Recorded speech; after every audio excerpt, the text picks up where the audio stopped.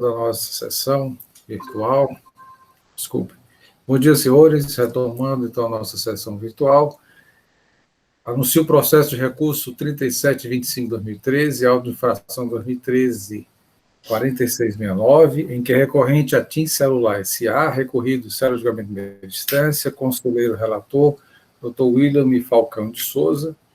Temos a indicação de procedência do feito fiscal pelo julgador singular e assessoria processual, a indicação de parcial procedência.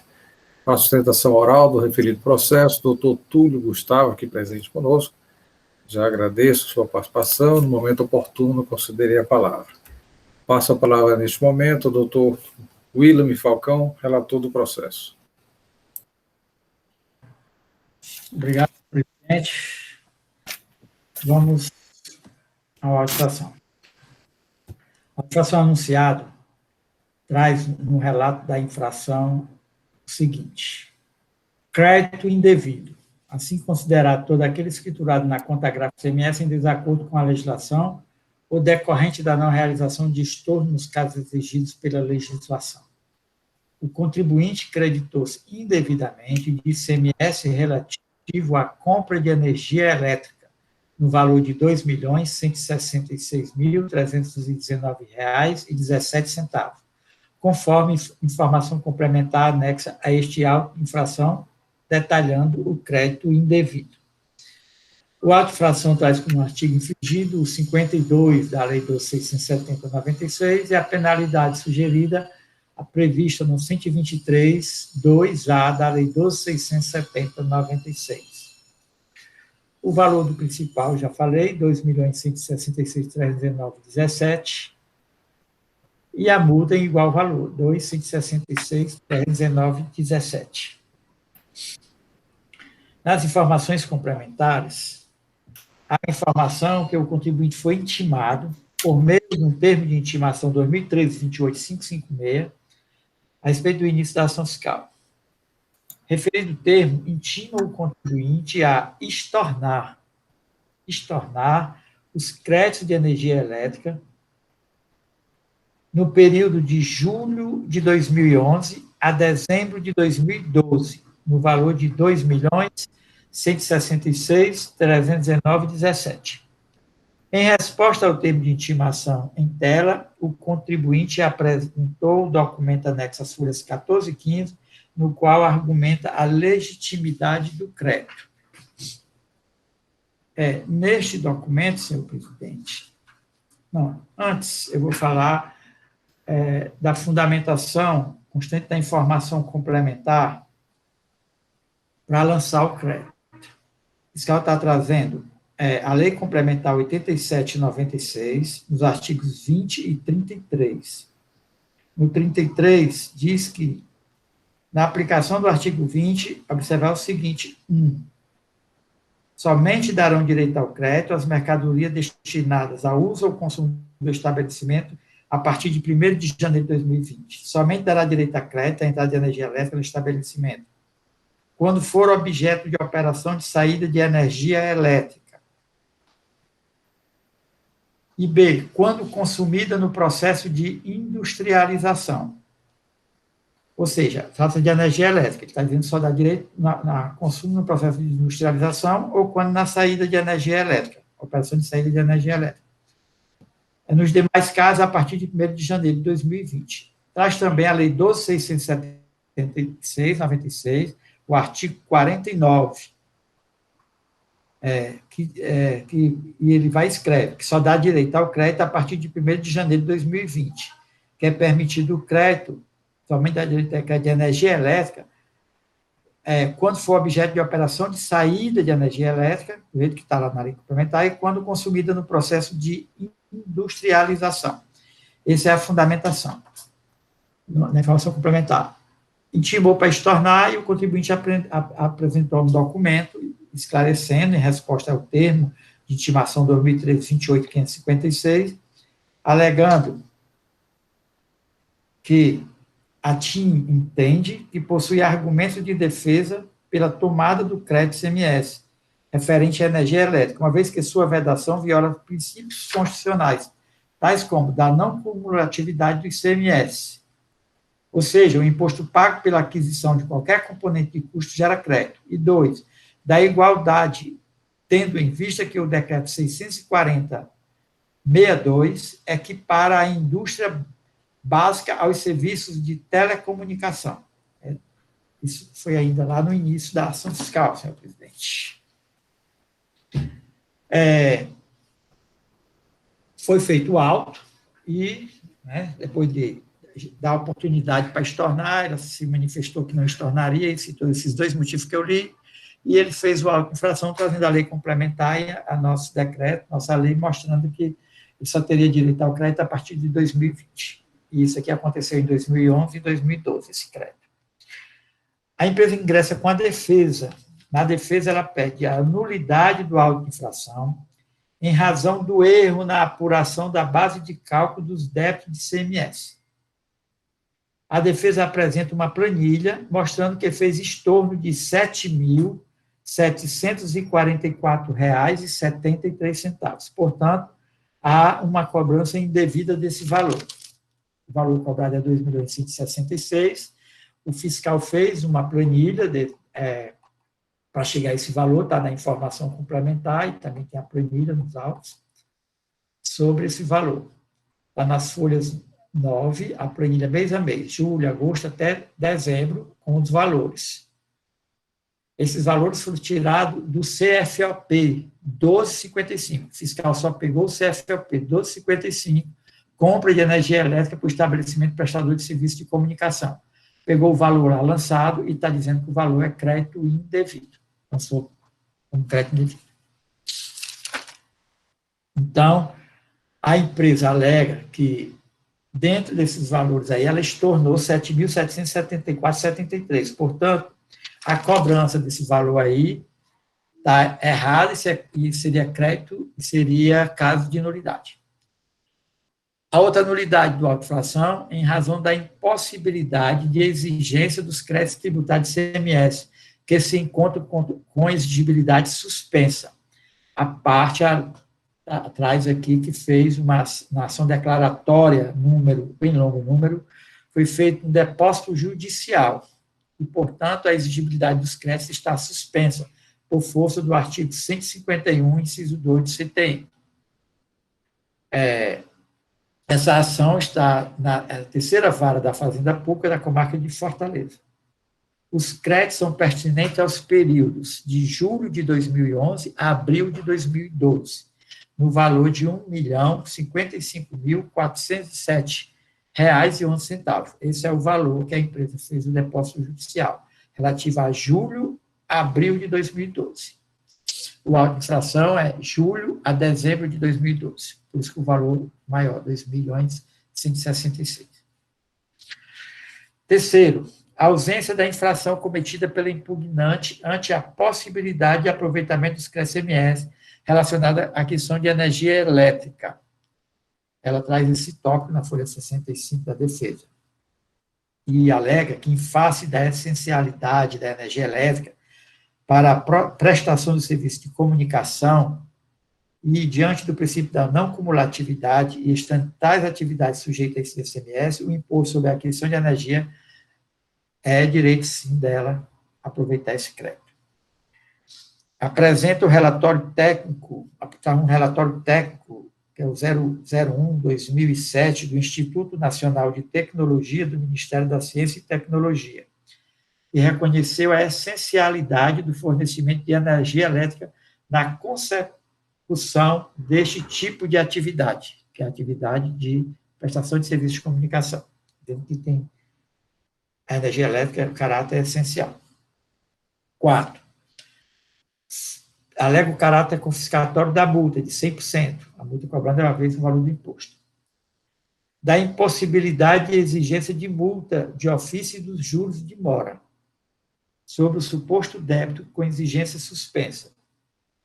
E traz a decisão judicial dessa ação que está tramitando na terceira vara.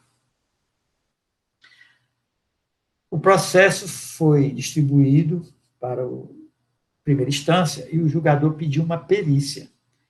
Na perícia, ele requer a análise dos documentos fornecidos pela empresa. Assim, dessa forma. Só um instante, senhor presidente, só um instante, rapidinho. Ele pede faz esse despacho no laudo pericial. O laudo pericial repousa a folha 274 a 277. Ele demonstrar que houve, sim, estorno de crédito no valor de 7 mil. Sim. Pede para o laudo pericial. Eu queria ler aqui o laudo pericial, senhor presidente, rapidinho, que ele é curto. Aí está aqui lendo. Rapidinho. Se alguém tivesse aí, podia ser mais rápido. Só um instante. Pronto. O nosso colega lá do julgamento pediu um laudo pericial, e o laudo pericial ele faz isso. Proceder nova análise nos livros e documentos fiscais da empresa autuada, objetivando verificar a veracidade dos documentos acostados nos autos e das informações prestadas. Em decorrência do trabalho realizado, discriminar detalhadamente a real operação realizada. Prestar quaisquer esclarecimentos que fizerem necessários, anexando aos autos os documentos que venham subsidiar a elucidação da lide e que não tenham sido mencionados literalmente nesse pleito pericial. Então, em seguida, veio o laudo pericial, que observou ser real, que houve um estorno, sim, de créditos, no valor de 7.744,73, no que resultou na nova base de cálculo, que é 2.158.574,44. O laudo pericial, nos autos, verificou isso, e elaborou aqui um quadro demonstrando o ICMS de julho a dezembro de 2012, o valor reclamado na audição, R$ 2.166.309,17. Os créditos estornados, mês a mês, de julho a dezembro, todos os meses ele estornou um crédito na média de R$ 466 reais, que deu um total de R$ 7.744,73. Fez essa diferença, fez a subtração, encontrou a nova diferença, que é 2 milhões, que deu 2.158.574,44. Os créditos lançados lá no CFOP 1255, né? Foi 266.309,17, deduzindo o estorno de 7.774,73, passou a ser 2.158.574,44. E confirma que houve os depósitos judiciais nos meses de julho a março, a parte está dizendo, de julho a abril. Ele detectou aqui de julho a março, mas que dá o valor realmente que a parte fala, que é R$ 1.055.207,11. Demonstrou que houve. Concluiu o laudo, porque o perito fez aqueles 3 pedidos, assim, né, para ver documentos, se tem razão, o que a parte está dizendo, e ele escreveu só assim, vou ler o que o perito disse. Quanto ao aproveitamento do crédito de energia elétrica, a matéria não é de prova, mas sim de lei. Assim, a dicção da Lei Complementar 87/96, artigo 33 do OID, corroborada com a Lei 12.670/2006, artigo 49, parágrafo 2º, 2, que só autoriza o crédito à entrada de energia elétrica no estabelecimento a partir de 1º de janeiro de 2020. Não é corrente, portanto, nenhum ajuste pericial nesse caso. Está dizendo. Nestes termos, desincumbe-se o perito do objeto de trabalho, trazendo-se ao julgador os elementos necessários à justa solução da lei fiscal que ora se apresenta. Porque ele não fez nenhuma consideração, só quanto se aquele crédito tinha que tirar ou não, só dizendo que estava dentro da lei, e assim foi.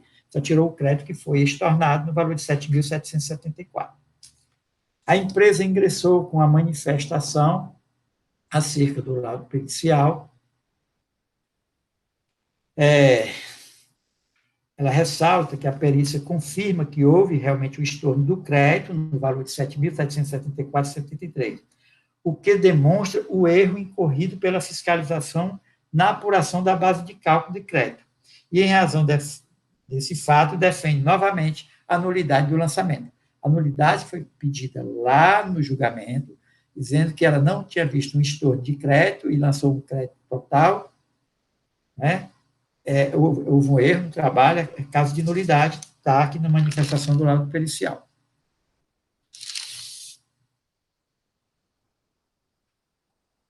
Requer também o retorno dos autos ao perito fiscal para responder se os créditos em discussão se referem à energia elétrica efetivamente empregada na prestação de serviço de comunicação.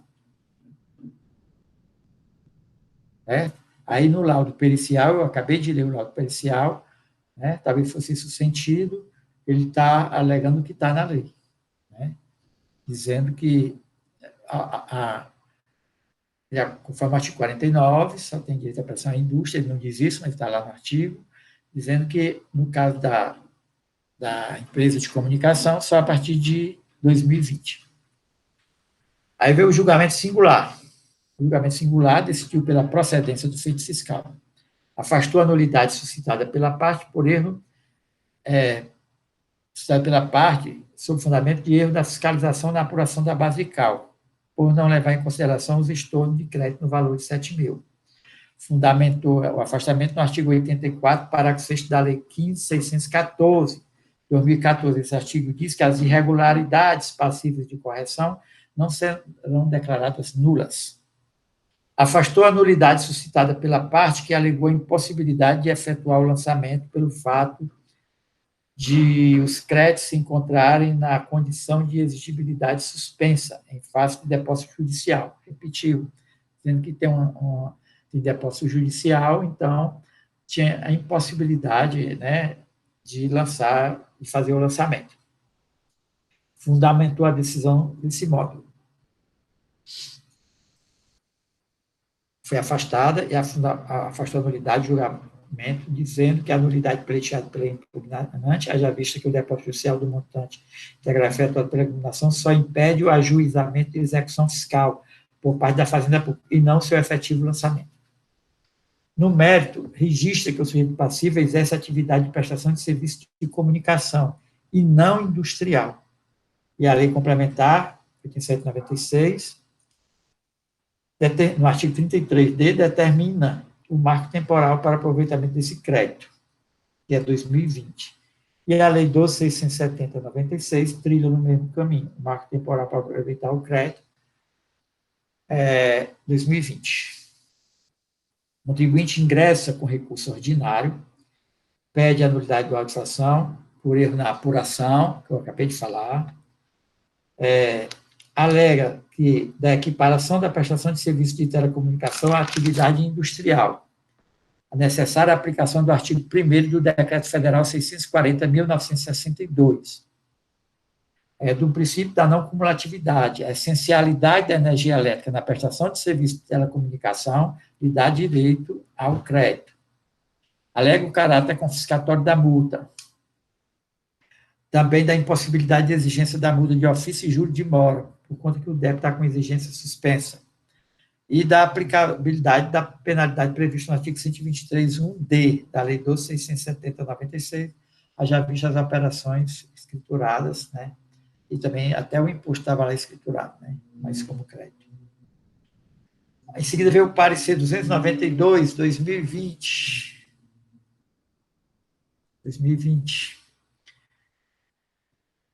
O parecer vai já dizendo que, de acordo com a Lei Complementar 87, 96, artigo 33.3d, que na situação em apreço o crédito será permitido a partir de 1º de janeiro de 2020. Você tem, no parágrafo 1 do artigo 46, explicita o que é industrialização, como a seguir. Considera-se industrialização produto que tenha sido submetido a qualquer operação, que ele modifique a natureza ou a finalidade ou aperfeiçoe para o consumo. E que não seria o caso de comparar a industrialização, porque não há A energia é usada aqui como consumo, não insumo. Em síntese, senhor presidente, é o relatório. Obrigado, doutor William Falcão. Passo então a palavra ao doutor Matheus Viana Neto, procurador do Estado, para a sua manifestação.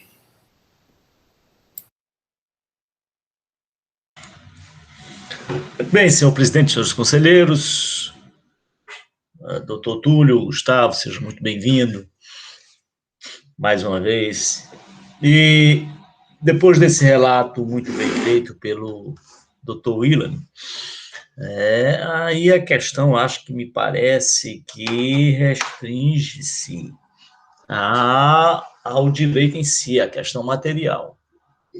Quer dizer, como as preliminares já foram afastadas, e muito bem afastadas, a discussão é, afinal, as empresas de telecomunicações têm direito ao crédito ICMS, pago na aquisição de energia elétrica utilizada no seu processo de comunicação?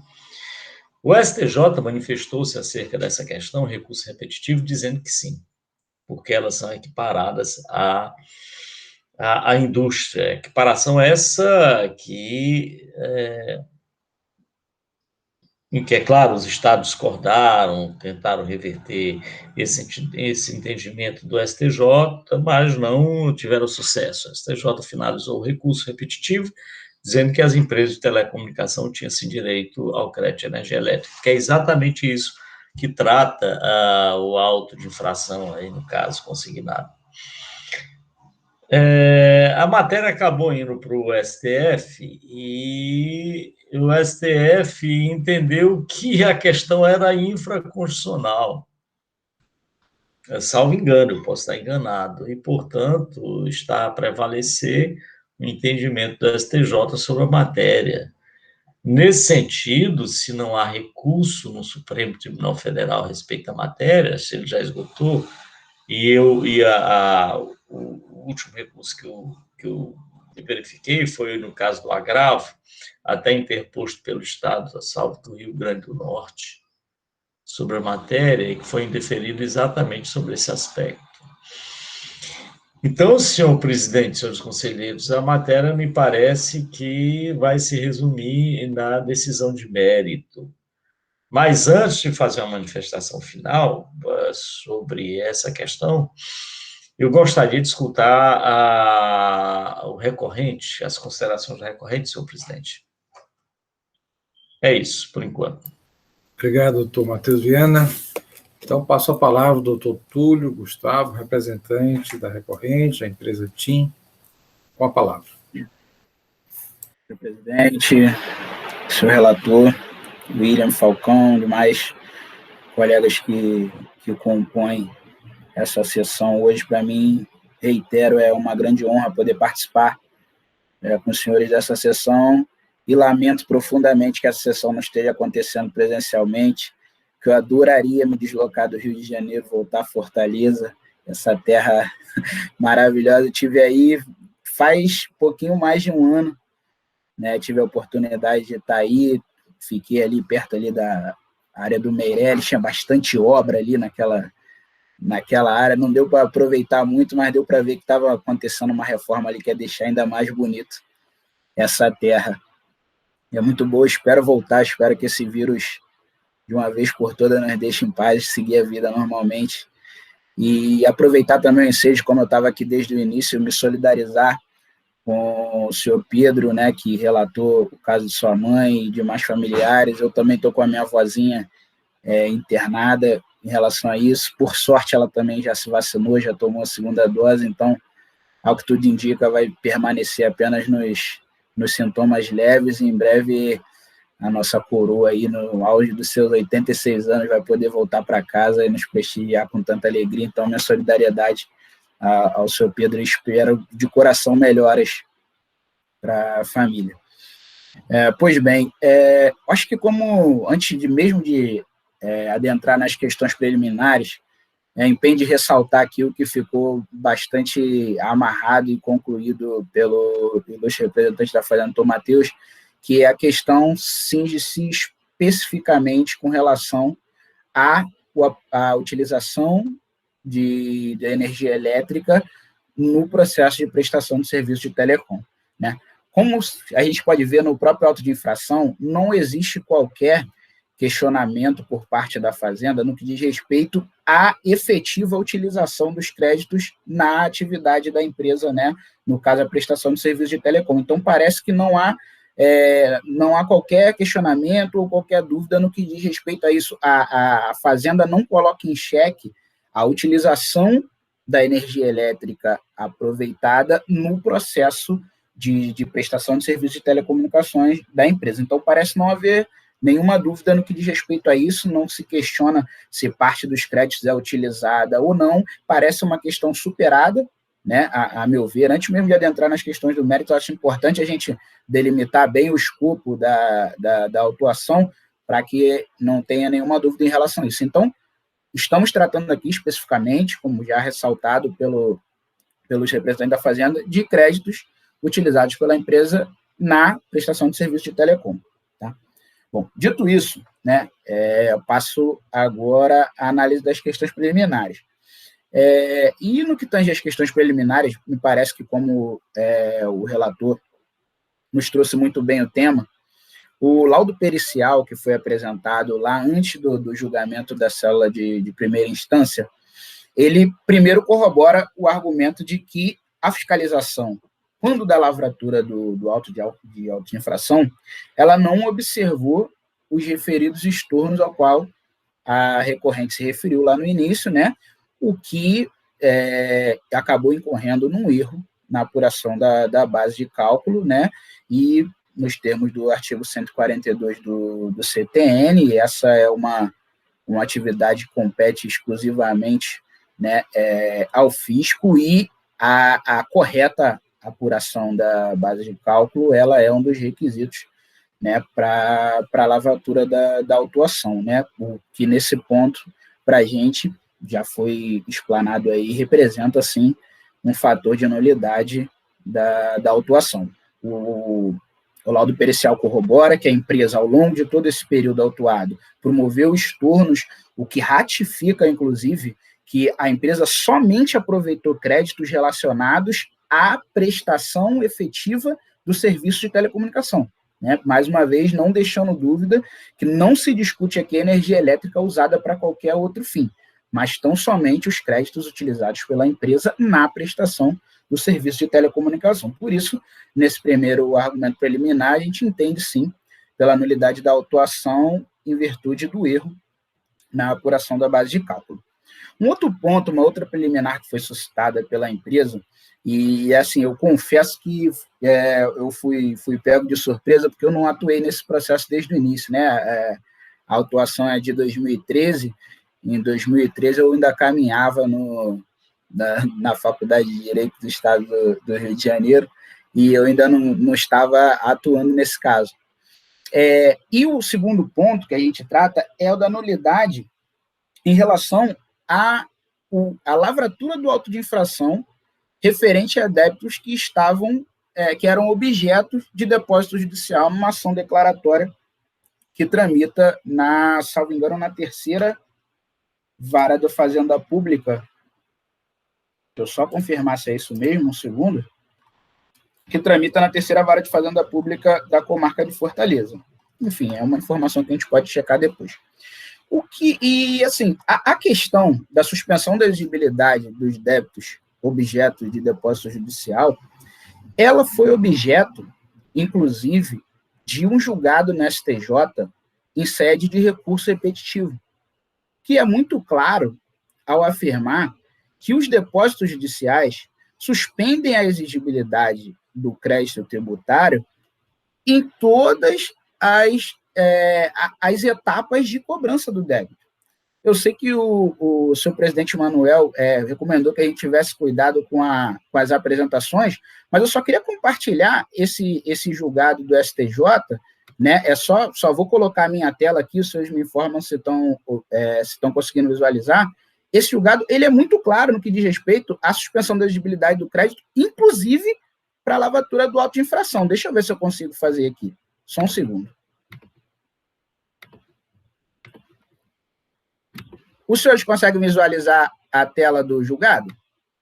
Alguém pode me confirmar? Sim, consegui. Beleza.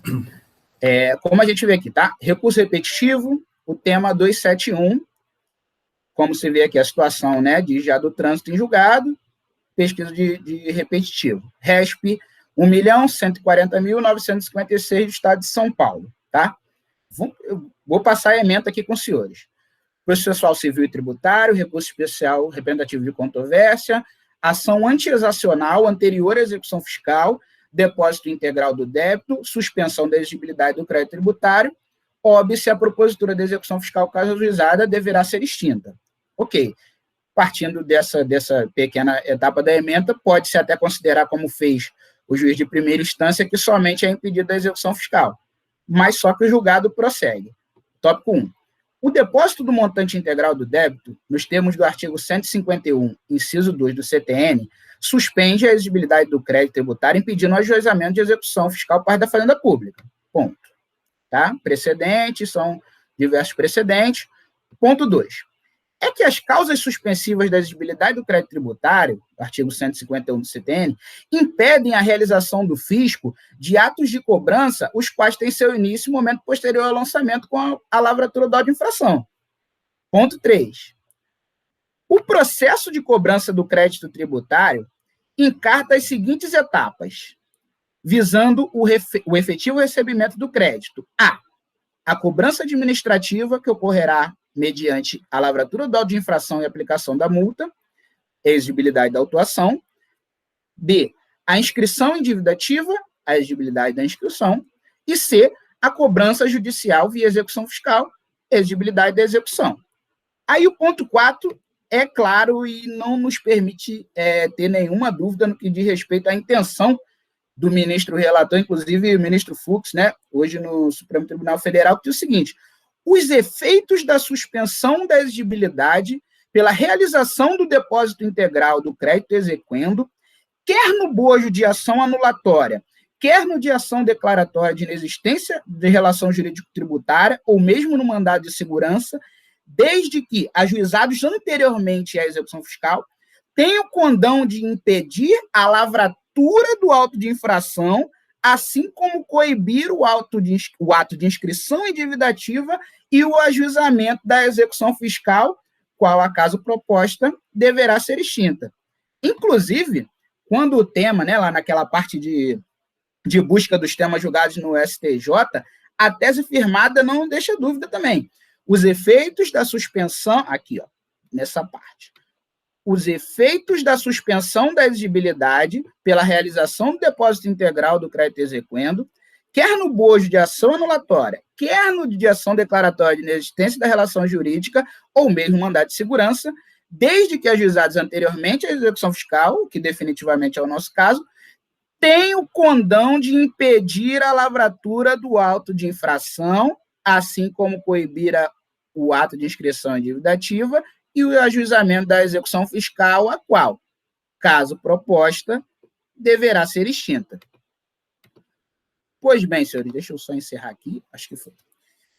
Não nos parece que esse julgado repetitivo do STJ nos deixa dúvida quanto à impossibilidade da lavratura do auto de infração no que diz respeito aos débitos que estão depositados judicialmente.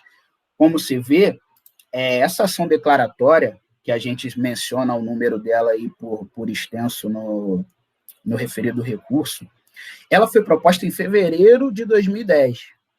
Né? Já estamos aí seguindo há 11 anos de tramitação do processo no Poder Judiciário aí do Ceará. Ou seja, muito antes dos fatos geradores e, obviamente, antes da lavratura do auto de infração.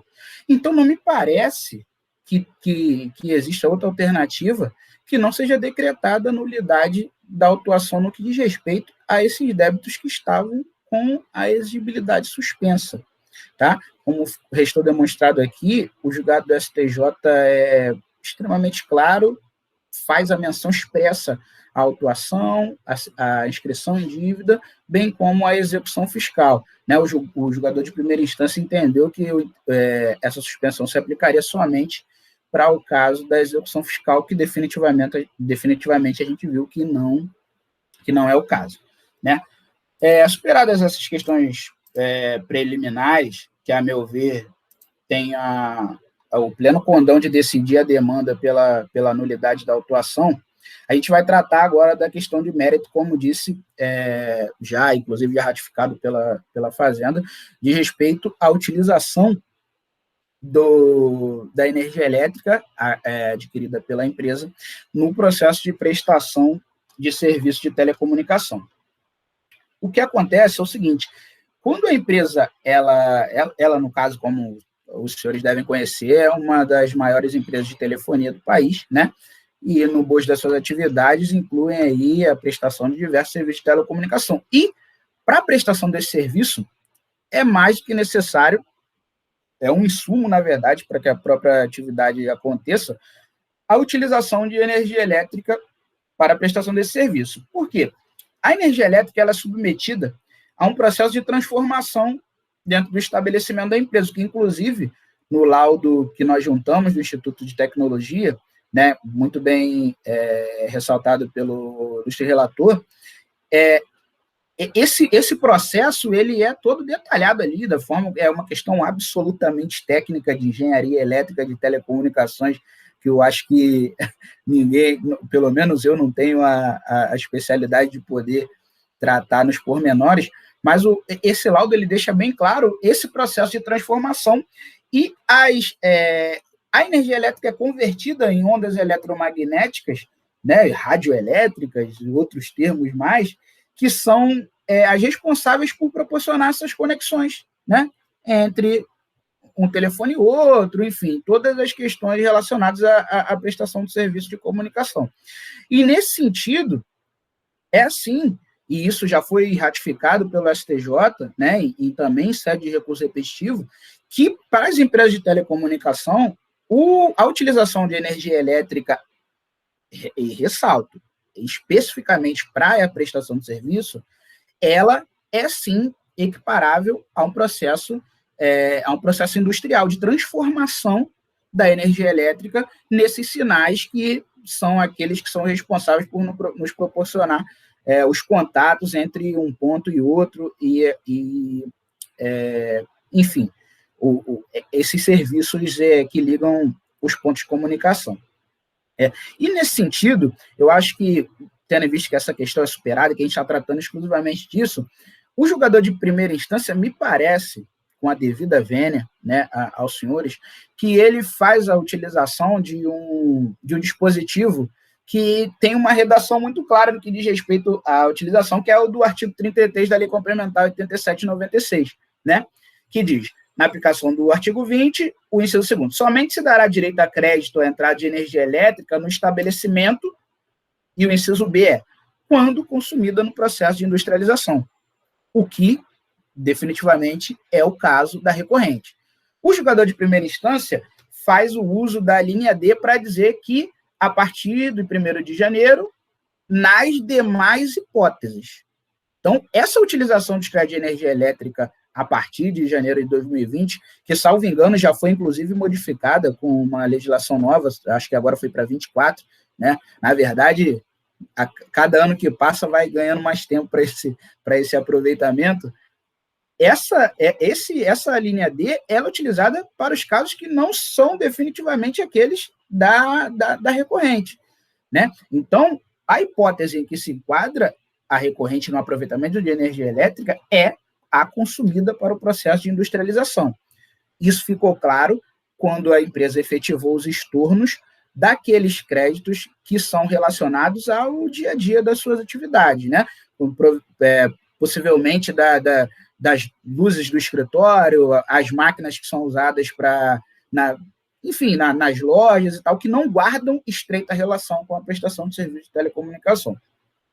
Então, senhores, eu acho que não há mais necessidade de me alongar, e peço perdão se passei do tempo, confesso que não marquei, mas eu acho que as questões, tanto de mérito quanto preliminares, eu tive a oportunidade de apresentar aos senhores da melhor forma possível, e inclusive, o que me preocupava muito, que era a questão dos créditos que são efetivamente usados na prestação de comunicação.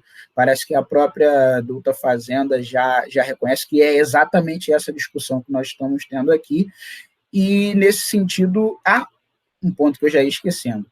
Caso essa Câmara não reconheça, tá, pela nulidade em relação aos depósitos judiciais, ou mesmo pela nulidade em relação do erro na apuração da base de cálculo, eu acho que é, no mínimo, imprescindível que a multa aplicada sobre os períodos em que houve o depósito judicial, ela seja completamente cancelada na medida em que a empresa resguardou, né, aliás, efetivou os depósitos judiciais no alto da declaratória. Né? Eu não acredito na hipótese de superada a nulidade, mas caso seja, no mínimo razoável que a parte da multa em relação a esses débitos seja cancelada.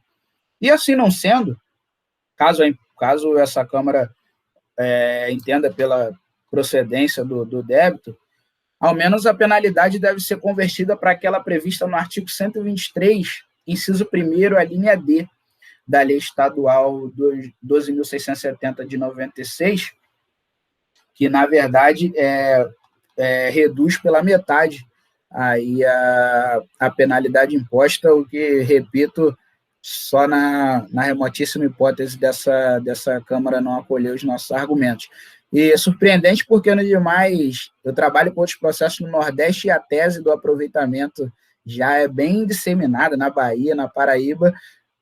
No Ceará a gente ainda está encontrando essa resistência, mas me parece que estamos rumo a uma guinada jurisprudencial aqui no Conselho do Ceará, e mais uma vez eu agradeço a oportunidade, senhores. Obrigado, doutor Túlio. Doutor Matheus, quer fazer algumas considerações ainda nessa fase? Senhor presidente, só em relação à questão do depósito integral, que suspenderia, inclusive, o lançamento do crédito tributário. Veja, eu uso discordar, apesar do precedente judicial apontado pelo doutor Túlio, é que, se não houver a lavratura do auto de infração, ainda que haja o depósito integral, o crédito tributário ele acabará sendo atingido pela decadência. Aliás, como há diversos precedentes do STJ nesse sentido, em que, ainda que determinada suspensão do crédito, quer seja por decisão judicial, quer seja por depósito, a fim de evitar o argumento da decadência posteriormente, o crédito tributário deve ser, então, lançado, e aí aguarda-se, não pode a Fazenda Pública adotar qualquer ato que implique nessa cobrança, e ato no sentido de realização da exigência de coagir, de executar, ou de escrever em dívida ativa, de causar algum transtorno para o contribuinte. Tanto é que o que tem sido feito na Procuradoria do Estado é que esses débitos são inscritos, mas suspende-se a sua exigibilidade até a decisão final do processo. A observação era só essa que eu queria fazer em relação à questão da nulidade, mas em relação ao mérito, vamos escutar os debates. É uma questão interessante, quero ver a posição dos colegas. Vamos lá, presidente, vamos escutar. Obrigado, doutor Matheus. Pela ordem, temos aqui o doutor Pierre, que está inscrito, doutor William Falcão.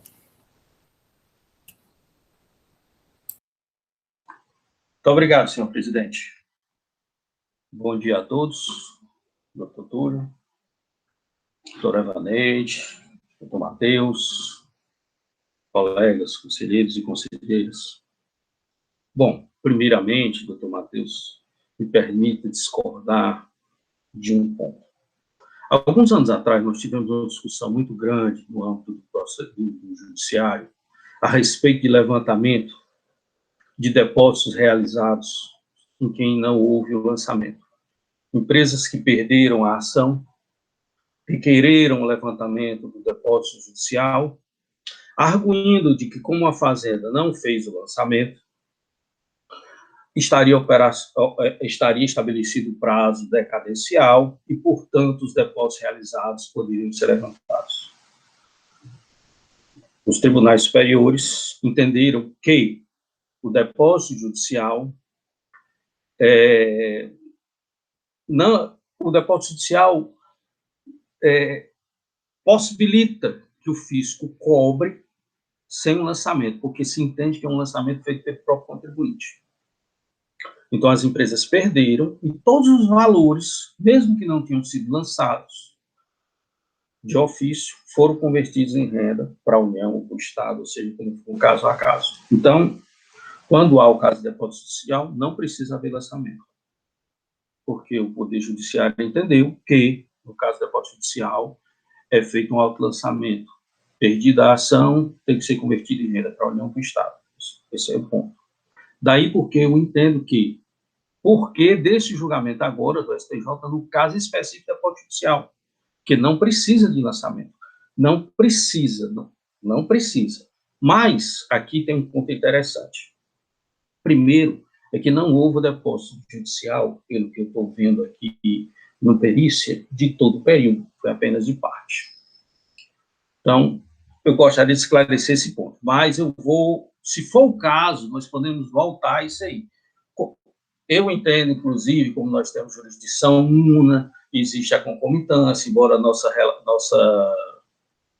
nossa legislação estadual não preveja esse tipo de questão, mas eu acho que é um entendimento do direito, nesse caso, em virtude da jurisdição una, não podemos contrariar as decisões judiciais para o mesmo caso. Mas, vamos lá. Se por acaso, eu não entendo pela nulidade do lançamento, até porque parte do crédito está depositado, parte não. Isso é um problema.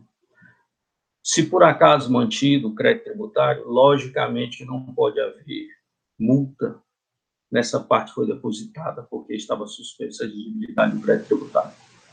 Então, os meses de julho a fevereiro de março de 2012, não haveria multa. Esse é o primeiro ponto. Agora, vamos ao ponto central, independentemente dessas preliminares, certo? No interregno, enquanto nós estávamos, eu fui olhar as decisões do STF, a respeito. Existia uma ação de Minas Gerais, certo? Direta. Existiam também alguns recursos. E o Supremo firmou e já bateu o martelo de que isso é matéria infraconstitucional. No caso, então, prevalece a decisão do STJ. Veja bem, a decisão do STJ, ela não contraria a nossa norma, certo? A nossa norma diz que o crédito da industrialização pode ser aproveitado. O que o STJ chega e fala neste caso, a indústria de telecomunicação é equiparada a telecomunicação e telecomunicação é equiparada à indústria. Ponto. Então, quando eu chego e digo, olha, com base nesse entendimento do STJ firmado recurso repetitivo, a empresa pode aproveitar o crédito dentro da nossa lei, que diz que, quando é para industrialização, ela pode ser. Então, como eu disse sexta-feira, aqui nós vemos não só a legalidade, quando nós vemos a legalidade do lançamento, não é para proteger o contribuinte, como muita gente pensa. Nós estamos aqui para proteger a legalidade dos agentes. Isso é para proteger o Estado, para dar legitimidade ao crédito, mas proteger o Estado. O que é que vai acontecer se isso for levado à frente? Prejuízo grande para o Estado. É uma matéria que já está definida.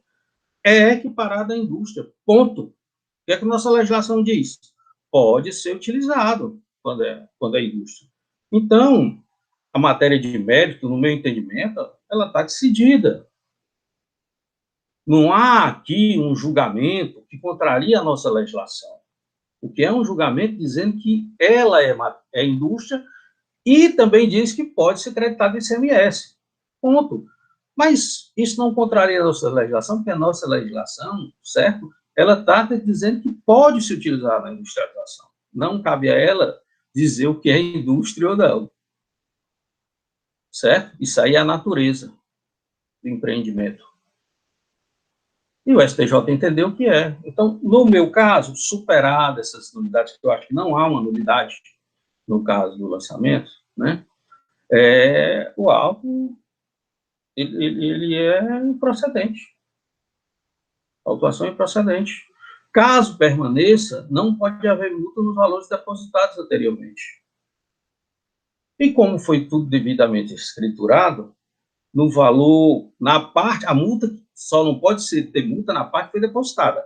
A parte que não houve depósito, como foi tudo escriturado, eu concordo pela aplicação do 131D, caso superada a questão de mérito. É isso, senhores, meu entendimento. Doutor Matheus. Obrigado, doutor Pierre. Da forma regimental, doutor William Falcão. Obrigado, senhor presidente. Senhor presidente, a primeira coisa aqui que eu queria analisar era essa nulidade do auto de infração em razão do erro na apuração da base de cálculo dos débitos do ICMS.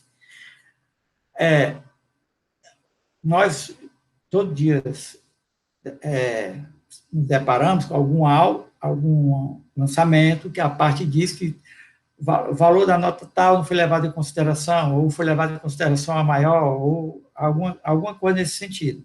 E nós analisamos, se detectamos de praxe que aquilo ocorreu, nós mesmos resolvemos. Senão, nós mandamos para a perícia refazer aquilo ali.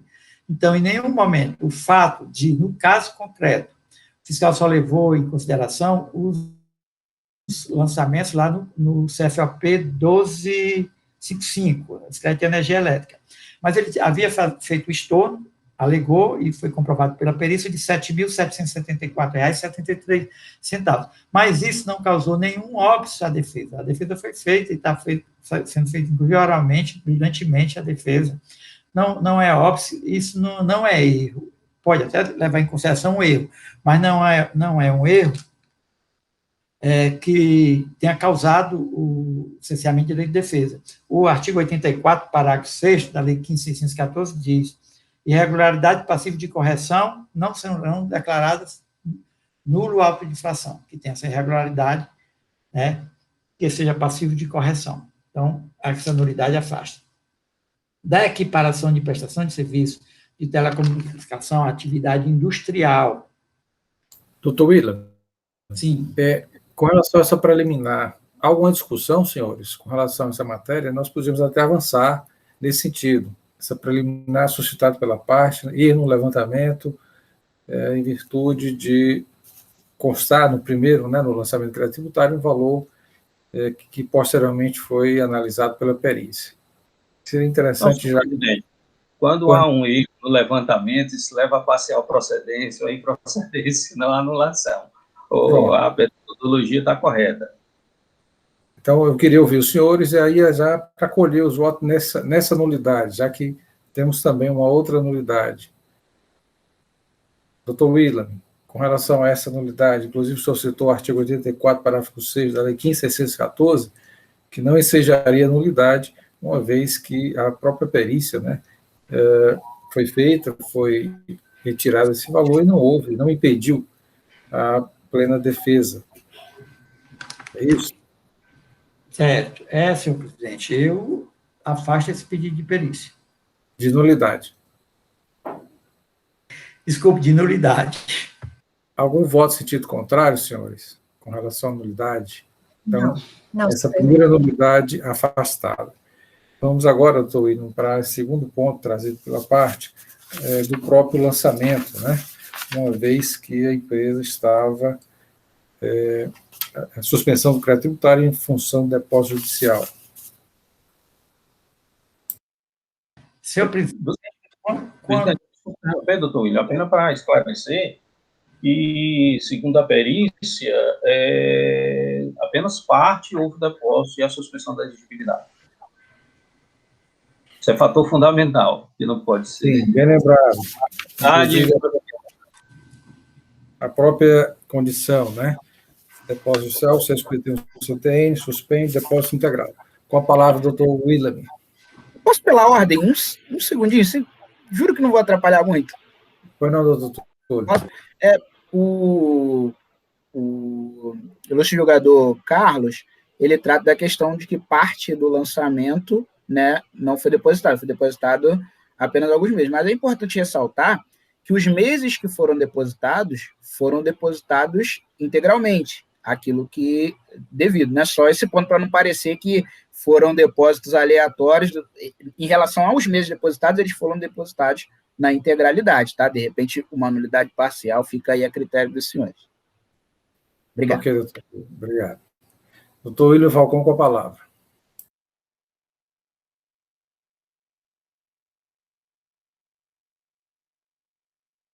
Doutor Falcão? Senhor presidente,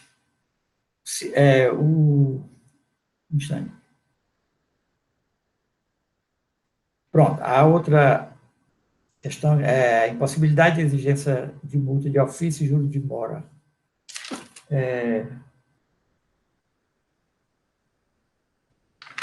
Desculpe, William, não é essa a questão, essa daí não é preliminar. A preliminar, aí, no caso, é da nulidade do lançamento em virtude do 151 do CTN. Mas exatamente é isso que eu estou procurando, porque eu não vi esse pedido dessa forma no recurso ordinário. Ele formulou agora em sustentação oral. Formulou sustentação oral, eu não vi, então. Ele também estava na impugnação, tá? Só pela ordem.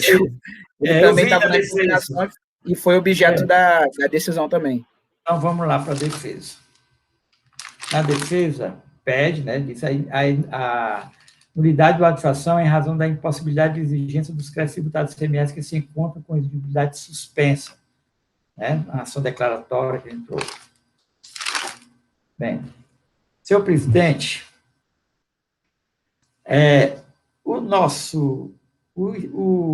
CTN, no artigo 151, ele diz assim: suspende a exigibilidade do crédito tributário, a moratória, o depósito do seu montante integral, as reclamações e os recursos nos termos da lei reguladora do processo administrativo tributário.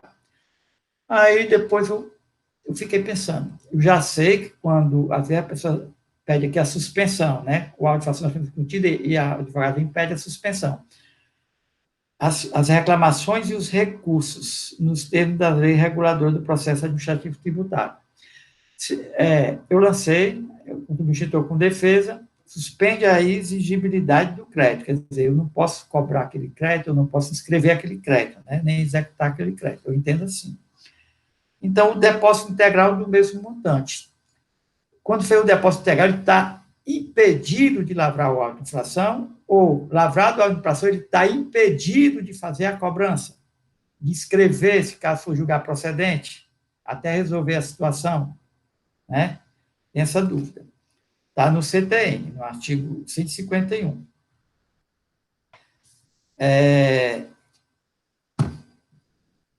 Ademais,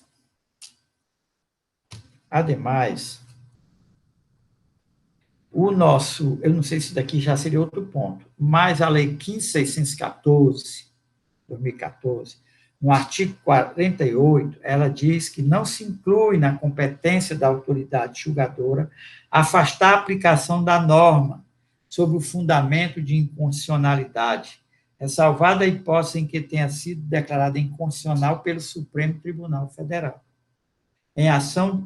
Primeiro, em ação direta de inconstitucionalidade ou declaratória de constitucionalidade.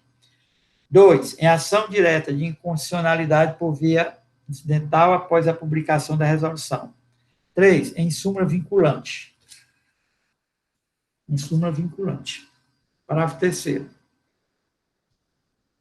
Não, só isso aí. Então, é uma questão aí que temos que verificar, né? No caso de nulidade, né, pede a nulidade, porque tinha feito o depósito integral. Feito o depósito integral, não poderia o fisco fazer o lançamento e discutir esse débito administrativamente. Teria que ser lá no judiciário a ação. Pode até ter decisões nesse sentido aqui no CONAT, mas eu entendo, o doutor Matheus da Terra falou nisso, que aliás, eu já vi muitos doutrinadores dizendo que juiz nenhum deve, porque não pode dizer que o fisco não faça o lançamento, o auto de infração, né? Ele pode até lá anular, mas impedir o fisco de fazer o auto de infração, muitos senadores defendem que não pode. E não é o caso aí dessa ação do depósito integral. O fisco fez e cobrou, creio, até para evitar a questão da decadência, né? Evitar a decadência, porque senão lá na frente, quando estiver se escutando, não, tá, decaiu, direito, e tal. Tá certo que tinha um depósito lá, mas eu não vejo nulidade nesse sentido. É a minha opinião, vamos ouvir aí os doutos. Ok, doutor. Então, só para ficar mais claro, essa nulidade suscitada pela parte, em virtude de ter feito o depósito judicial para a suspensão do crédito tributário, que impediria, né, a construção do crédito tributário, do lançamento, você entende que não se aplica, portanto, afasta a nulidade. Senhores, doutor Pierre levantou a mão com a palavra.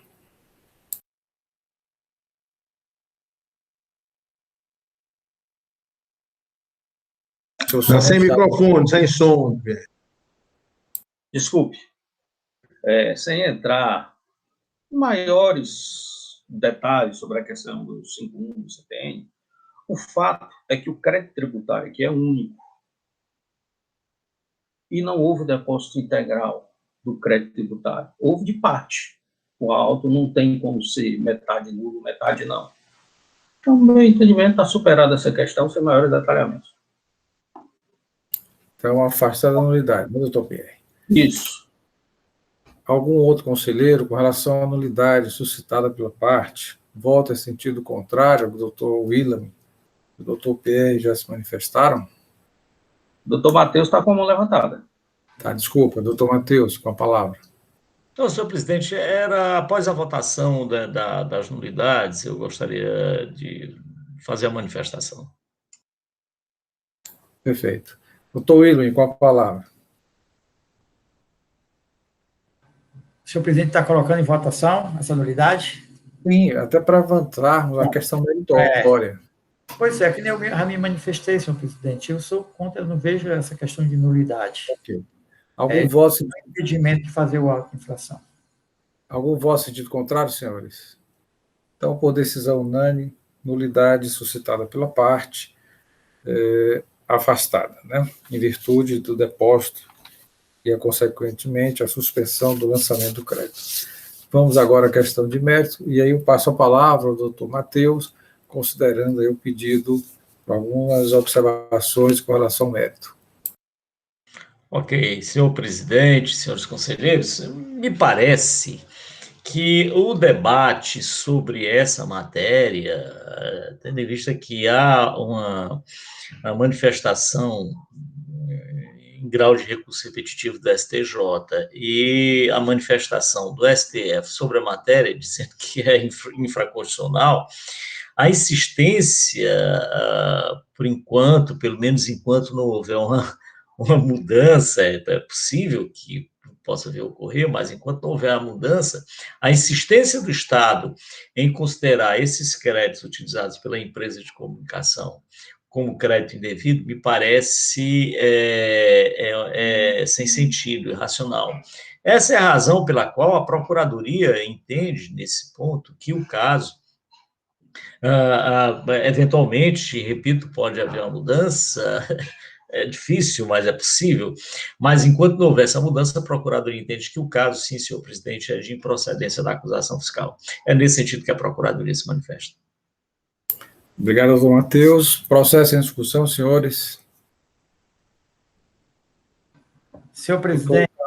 Doutor Carlos César pediu a palavra, William. Logo depois o senhor fala. Doutor William, é só para dizer que nós não estamos afastando determinada ação legal do Estado, seguindo o julgamento do STJ. Porque o Estado diz que pode ser utilizado em processo de industrialização. E o STJ diz que é industrialização. Então, nós não estamos afastando nenhuma norma. Apenas isso. Só isso, presidente. Questão da interpretação, né? Doutor William, com a palavra.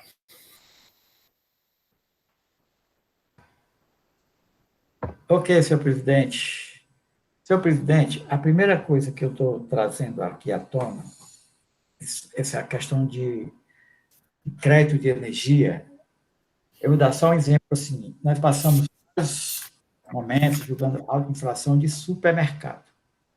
Todos sabem que supermercado é um contribuinte normal, é uma atividade comercial.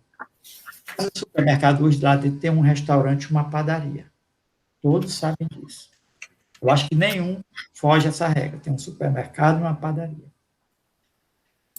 E já vi, inclusive, no auto de infração, na defesa, o advogado arguir a questão da energia elétrica como industrialização, como bem essencial ao supermercado. E supermercado sem energia não funcionaria. Então, ele teria o crédito. Crédito para conservar os freezers, as geladeiras, né? Gastam uma energia enorme. Eu conheço um caso concreto de uma pessoa que tem um freezerzinho, paga R$400 de energia mensal por um freezerzinho no comérciozinho dele. Imagina dentro do supermercado, não imagina a conta. Então, o supermercado agora vai ser equiparado o gasto de energia para o processo de industrialização, porque é essencial ao serviço dela. E, pelo que eu vi até agora, não se aceita esse crédito de energia, a não ser que o supermercado tenha um medidor separadamente para a questão daquilo ali. Pronto.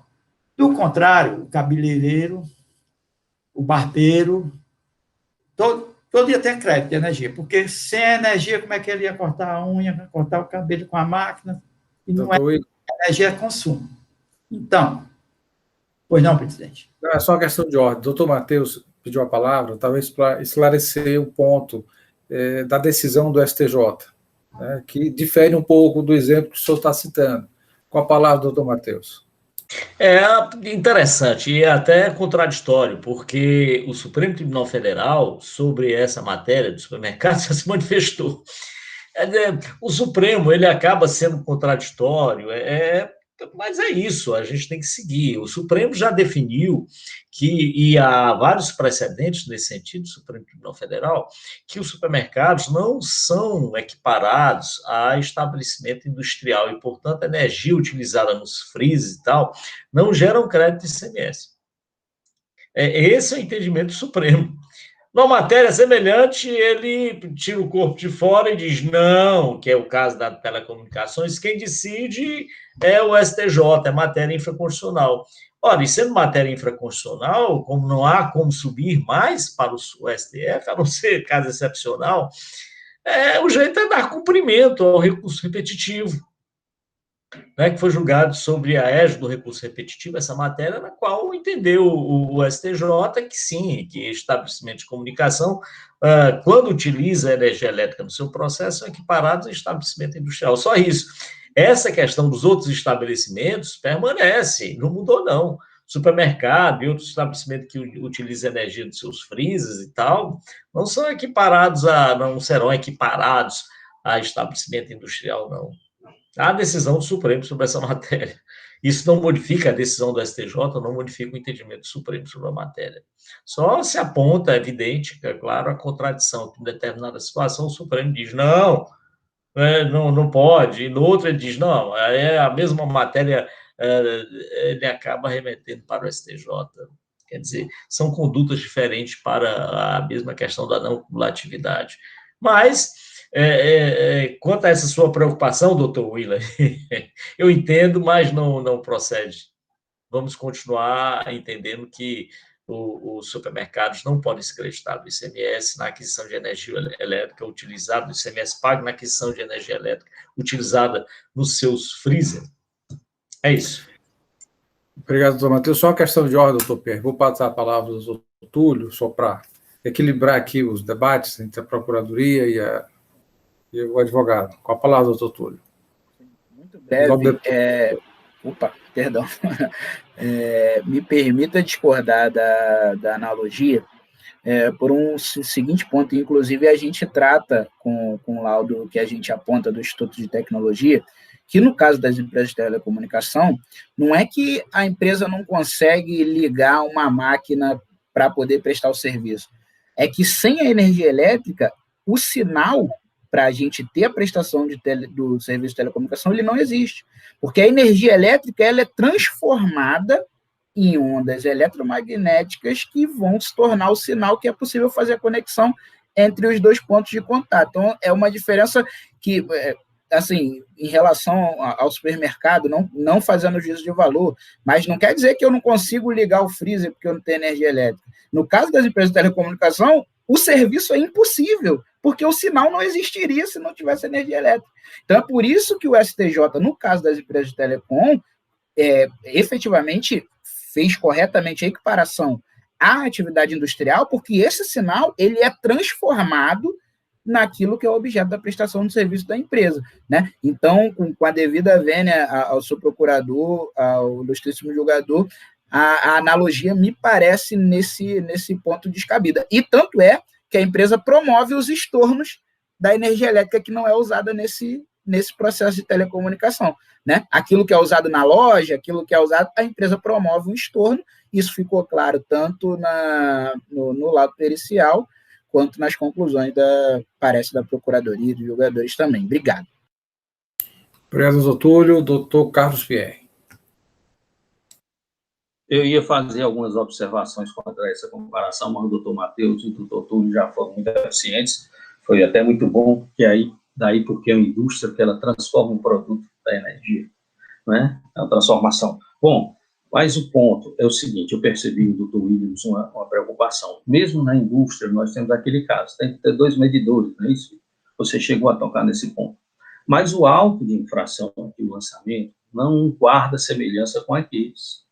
Em nenhum momento a fiscalização chega e diz, olha, isso aqui é de escritório, nada, até pelo volume que você vê, não tem condições. O que a fiscalização diz não, isso não é uma indústria, portanto, ele não teria direito a um crédito. Então, nós não temos como chegar agora e dizer, não, tinha que ter 2 medidores e traçar mesmo para a questão de... Por quê? Porque a fiscalização em nenhum momento arguiu que esses créditos de energia, que até eu acho que você não vai comprar, porque aqui são energia adquirida, não é aquela energia normal que vem, é a compra de energia em grande demanda. E aquilo ali só não é feito para escritório, essa compra é feita para as antenas, para esse tipo de coisa, certo? Então, não é o caso aqui, doutor. Eu entendo, por essa razão, que o auto realmente acompanha a Procuradoria, é totalmente improcedente. Pela ordem, doutora Mônica, levantou a mão. Sim, senhor presidente. Eu gostaria que eu estava dando uma olhada no parecer, que eu achei brilhante da palavra do doutor Lúcio, e trazer alguns pontos que estão colocados no parecer, em que ele ressalta, né, que a própria lei de telecomunicações classifica a atividade da recorrida como prestação de serviço, não industrialização, né? Ele também traz aqui a própria legislação do IPI, onde ele fala o que significa atividade industrial. Ou seja, existem vários aqui situações em que realmente nos mostra a própria questão do nosso regulamento, e que não permite a questão do creditamento, que não seja apenas naquelas situações específicas onde a empresa não se enquadraria. Tá? Então, assim, em decorrência justamente disso, né, temos um julgamento de tribunais inferiores ainda, né, não superior, no caso do Supremo, essas coisas, a gente não tem esse tipo, a gente não tem, eu entendo que no mesmo caso aqui, que esse julgamento deve observar todas essas questões, né, que por conta desse lançamento ser justamente obrigatório, vinculado, acho que ele é um lançamento que é um processo que tem que ser julgado aqui pela esfera administrativa, né, essa questão está até superada, mas eu entendo, sim, que é uma atividade que não decorre do creditamento, não é possível o creditamento do imposto nesse sentido. Né? Então, assim, é só uma questão de manifestação, que eu acho que o parecer do doutor Lúcio ele foi muito pontual, muito, muito brilhante nesse sentido que eu também já colaboro aqui me manifestando. Obrigado, doutora Mônica. Mais alguma discussão, senhores, com relação ao mérito do doutor William? Com a palavra. Pois é, senhor presidente, eu ainda não tinha concluído, não.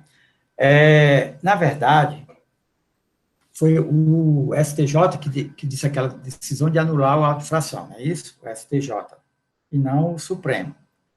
Nós só teríamos que, pelo que eu entendo, que está na Lei 15.614, se fosse uma decisão do STF. Embora, o doutor Matheus disse, lá o STJ, o contribuinte pode recorrer, o Estado ter prejuízo nisso e tudo. Eu entendo dessa forma.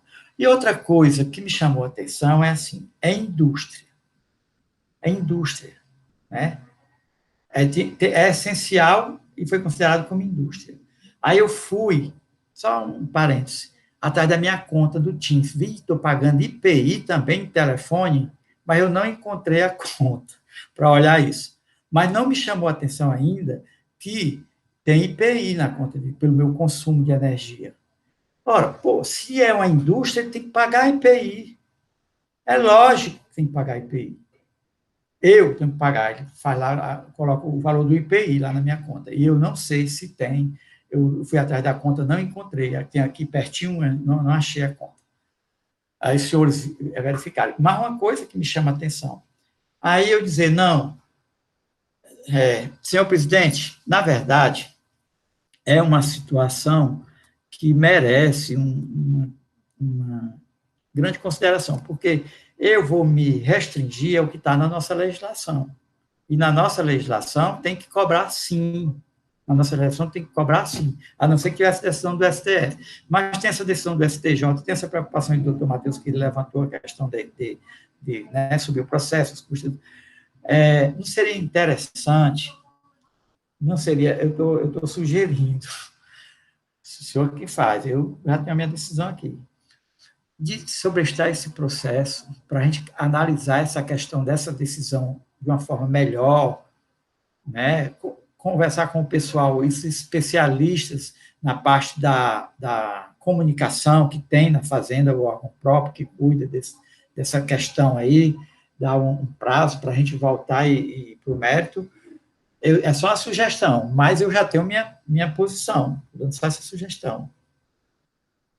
Para analisar melhor essa decisão, porque, inclusive, no parecer do conselheiro Lúcio, é conselheiro, né, hoje, ele fala aqui, no tocante ao recurso especial, julgado na sistemática do recurso repetitivo, o Supremo Tribunal Federal está analisando se as empresas de telecomunicações, quando ele analisou, ele disse que estava analisando, se for o mesmo, já foi analisado, né? Assim, aí tem aqui, se as empresas de telecomunicações têm direito ao crédito CMS sobre a aquisição de energia elétrica no processo de agravo instrumental da relatoria do ministro Luiz Fux, que foi convertido em recurso extraordinário, Mas aí, já foi dito aí que já foi analisado lá e disse que a decisão era do STJ, né? E se foi a do STJ, o 15.614 só está me dizendo que eu estou... o julgamento de processo de primeira instância, está aqui, que é assim. O julgamento de processo administrativo tributário do CONAT é da competência do julgador administrativo tributário sob a forma monocrática, né? Aí, para o segundo, não se inclui na competência da autoridade julgadora afastar a aplicação da norma, sob o fundamento de inconstitucionalidade. Ressalvadas diz as hipóteses. Tudo ligado ao STF. Doutor Willer. E aí não foi nem... Pois não. Presidente, eu posso fazer só uma pergunta, doutor William? Pois não, doutor Pierre, com a palavra. Doutor William, qual seria a norma que nós estaríamos afastando com relação ao julgamento do STJ? Porque eu estou aplicando a norma estadual que diz que a indústria tem direito ao crédito, e o STJ afirma o entendimento que é indústria. Qual seria a norma? Tem alguma norma dizendo que não é indústria estadual? Não. Desligado o seu som, doutor William. O seu som está desligado. Não, na nossa legislação, eu não sei se tem essa definição, teria que procurar. Aí... Então, eu não estou afastando nenhuma norma estadual, eu estou aplicando uma norma que diz que a indústria tem direito ao crédito. Só isso.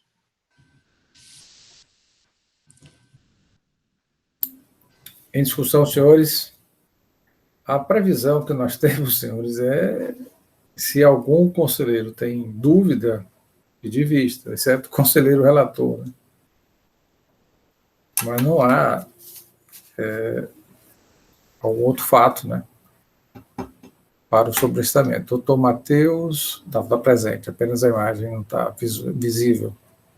Doutora Helena, alguma manifestação?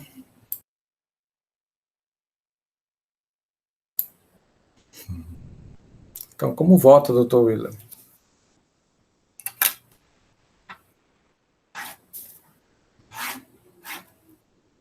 Seu som está desligado, doutor William. Presidente, aqui a questão de mérito, ela também envolve outra questão, que é a multa aplicada. Então, o doutor William, se ele por acaso for no mérito pela procedência, ele deveria dizer qual a multa que vai ser, no caso do que foi depositado, se vai haver multa ou não, e no que sobejar, qual vai ser a multa aplicada. Não é isso? Bem lembrado.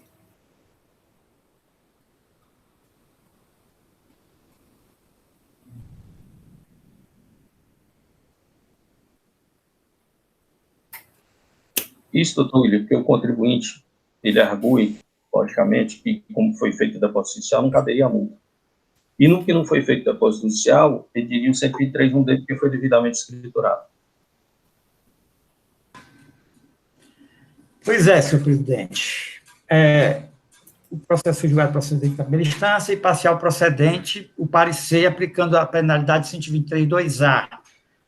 Só que foi a parcial procedência porque foi retirado aquele crédito de 7.774. A perícia demonstrou que nos meses de janeiro a março, a perícia detectou que naquele período, até março houve o depósito. 2012, depósito. 2012, o laudo pericial está mostrando. Houve o depósito. A parte está alegando que a D, alegando a D, que as operações estão recolhidas, estão registradas. A D, a penalidade D, é bom a gente ler, para não ficar aplicando ela só como um atenuante sempre. Vou ler a D, como é que diz? Só um instante. 8. Aqui. Falta de recolhimento, acerto também é falta de recolhimento. O contribuinte aplicou aqui, foi a penalidade, foi o 2A, que é crédito indevido. É isso? 2A. A penalidade pelo fiscal. Crédito indevido, assim considerado todo aquele escriturado na conta gráfica do ICMS em desacordo com a legislação decorrente de não realização de gestor, nos casos exigidos pela legislação. Crédito indevido. A penalidade é crédito indevido. Se eu julgar houve o crédito indevido, sim, né? Como é que eu vou aplicar a penalidade que ele está pedindo? Que é a penalidade do pedido do contribuinte. Penalidade do 1D. 1D é falta de recolhimento do imposto no todo em parte, inclusive devido à substituição tributária, na forma dos prazos regulamentares. Fica a acusação fiscal de crédito indevido em dissonância com a penalidade. A penalidade é o 2A. Lá é para falta de recolhimento. Né? Tinha que ser refeita a apuração, é que a falta não foi feita aqui o caso. Aqui foi só os créditos lançados no CFOP 1255, né? Mostrado que era o crédito indevido e cobrado. É isso que foi feito. Agora, senhor presidente, tem um detalhe do crédito indevido, né? Tem um detalhe do aproveitamento, em todo ou em parte, aí ninguém dá para fazer aqui. Se o crédito foi aproveitado no todo ou em parte. Então, William, no demonstrativo pelo autuante não há essa verificação? Esse quadro demonstrativo? Foi todo aproveitado, senhor presidente. Não se fala em nenhum momento falta de aproveitamento. Me desculpe. Doutor William, a questão não é só o 123.1D, me permita, presidente. A parte argui que, como ele fez o depósito e o depósito suspende a exigibilidade do crédito, o auto não poderia ser lançado com multa. É como todos os autos que nós lançamos, que nós analisamos, na questão que é feito para prevenir a decadência. Isso é muito semelhante, certo? No caso aqui, foi feito um lançamento depois que ele já tinha entrado com a ação judicial e tinha feito o depósito de parte. Então, naquela parte que ele fez o depósito, como está suspenso nos moldes do 151, não poderia haver multa. Tem essa alegação. Isso o período que tem o depósito judicial, né? Compreendeu, doutor William? Senhor presidente, é o mês até março que fez o depósito. Eu também entendo. E naquele período ali, se retiraria a multa daquele só o principal. Mas nos demais meses da planilha, tem que incidir a multa.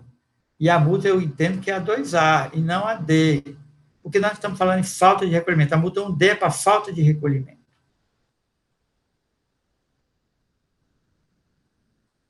Doutora Mônica Castelo. Ok, doutor William. Vamos esperando a sua votação, dele ficar fazendo considerações. Vamos votar procedência em procedência. Só Presidente, vamos votar procedência em procedência, depois vamos votar a multa. Esperando o seu voto, doutor William.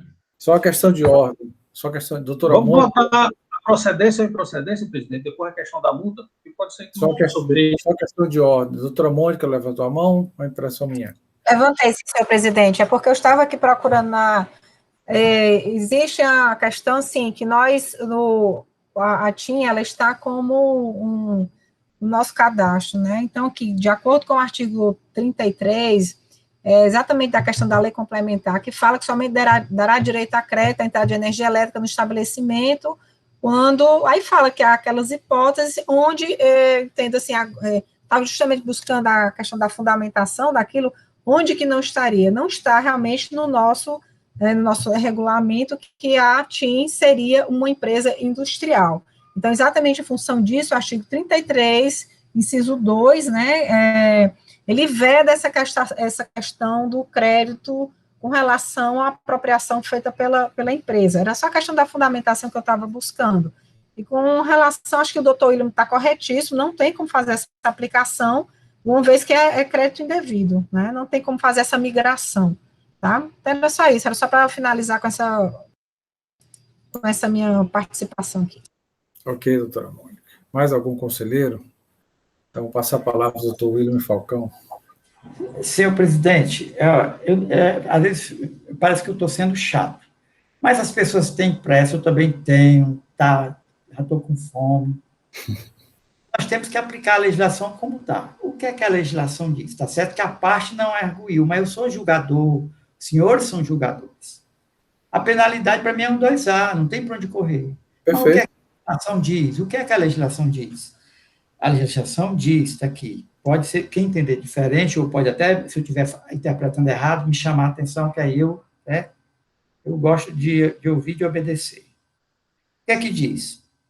No parágrafo 5º, do artigo 123, parágrafo 5º, relativamente às penalidades previstas na linha A e E do inciso 2 do caput deste artigo, observar-se o seguinte: se o crédito, né, crédito indevido, crédito indevido. Se o crédito indevido não tiver sido aproveitado, a multa será reduzida para 10%.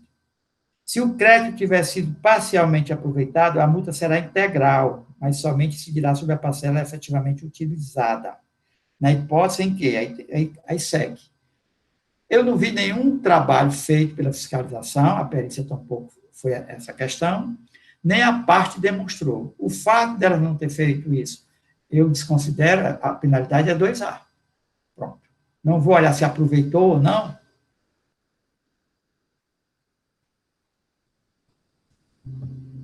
Doutor William, pelo que eu entendi, o senhor está na dúvida com relação ao aproveitamento ou não do crédito, é isso?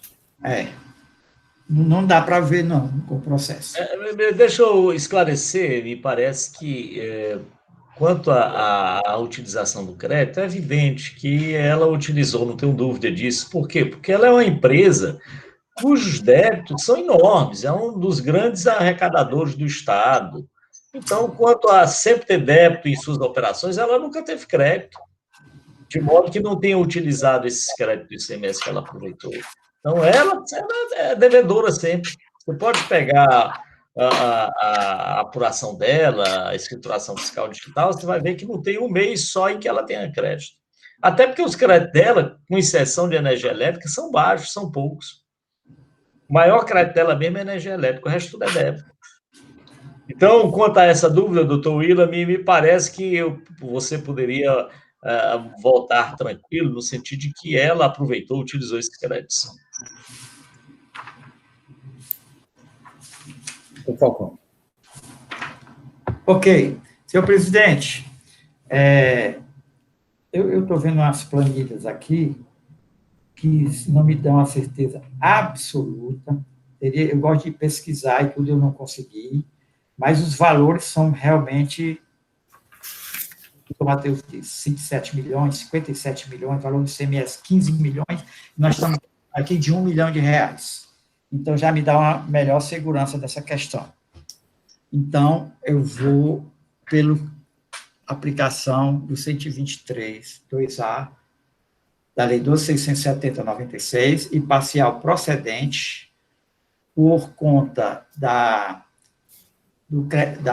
comprovação de estorno do crédito 7.774,73 e a diferença de 2 milhões, a diferença lançada no auto de infração e julgada procedente foi 2.166.319,17, passa para 2 milhões, eu não fiz a conta aqui, mas tem um valor menor, 2.158.574,44, reduzindo até os 7.774,73. E informar, quando o contribuinte foi intimado, né, observar essa questão que houve depósitos judiciais de julho a março. Ou seja, a multa não é... Que nesses meses aqui não teria a multa, só o principal. Ok. Então, parcial procedente, excluindo a multa do período de julho de 2011 a março de 2012, período em que a empresa efetuou o depósito judicial, e mantendo aí a parcial procedência para os meses seguintes, 132A. Doutor Túlio Gustavo, quer... Só de esclarecimento, então, no mérito da cobrança, o doutor William vota pela procedência da autuação, que a empresa não pode aproveitar os créditos, é isso, né? Sim. Perfeito. Sim. De acordo, acho que a base de cálculo seria o laudo pericial, né, doutor William? Que já excluindo os R$7.000. A base de cálculo consta do laudo pericial, 2.158.574,44. E a penalidade do 123.2A, referente ao período de julho a março sem a multa, de julho de 2011 a março de 2012 sem a multa, e o remanescente com a penalidade. Abril a dezembro, a multa só sobre o período de abril a dezembro. Ok. Abril a dezembro. 2012. Doutora Helena, como vota? Eu acompanho o relator, senhor presidente. Doutora Mônica? Acompanho o relator, senhor presidente. Doutor Pedro? Presidente, eu inicio a divergência, eu sou pela improcedência, de acordo com a decisão do STF, que mandou para o STJ resolver essa questão infraconstitucional, conforme foi debatidíssimo aqui durante a reunião. Fernando Martins? Presidente, acompanha a divergência. Doutor Pierre? Com a divergência, senhor presidente.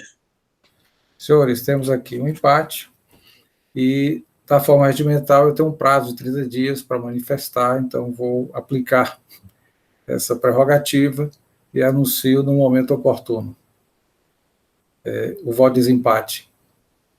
Doutor Túlio, senhor presidente. Doutor Túlio, obrigado pela sua participação. Lembrando que as preliminares foram afastadas, né, e essa questão de mérito, ela será posteriormente anunciada através de um voto em separado.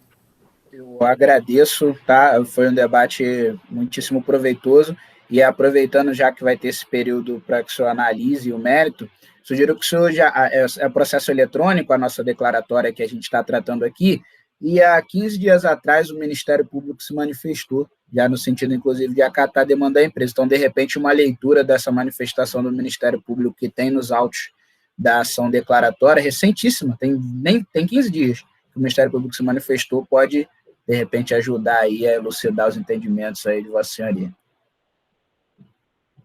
Obrigado, doutor Túlio, pela participação, e vamos dar continuidade, porque temos mais 2 processos para julgamento.